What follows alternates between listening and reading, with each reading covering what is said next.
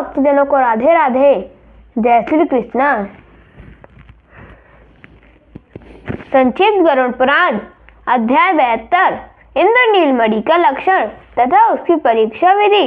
सूत जी ने पुनः कहा, जिस स्थान पर सिंघल देश की रमणीय अपने कर पल्लव के अग्रभाग से नवीन लवली कुसुम तथा प्रवाल का चयन कर रही थी, वहां पर उस बलासुर के विकसित कमल सदृश शोभा संपन्न दोनों नेत्र आकर गिर पड़े।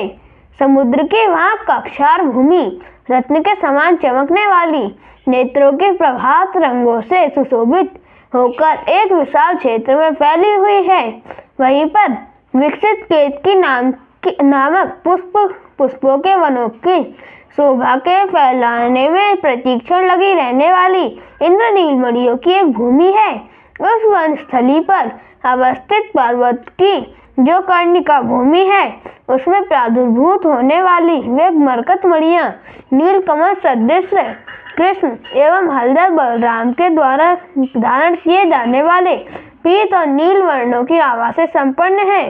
काले भ्रमर के समान है, सांग धनुष से सुशोभित स्कंद प्रदेश वाले भगवान श्री विष्णु की कांति से युक्त हैं तथा भगवान शिव के कंठ के समान नील वर्ण और नवीन कसाय पुष्प के समान आभा वाली हैं।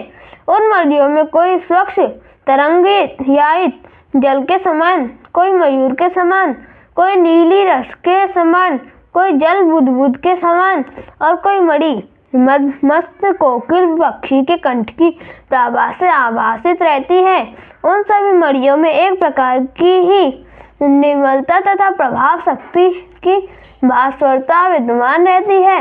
उस पर्वत के रत्न गर्भ से प्राप्त होने वाली मणियों में इंद्र नीलमणि नाम के रत्न अत्यधिक गुणशाली होते हैं।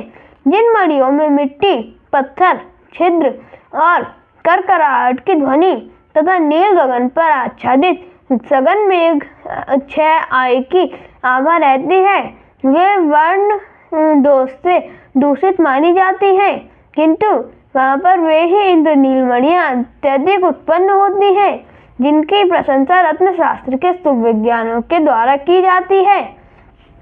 धारण करने योग्य पद्मराग मणि में जो कुछ गुण दिखाई देते हैं, मनुष्य इंद्र नीलमणि को धारण करके उसमें उन सभी गुणों को प्राप्त कर सकता है।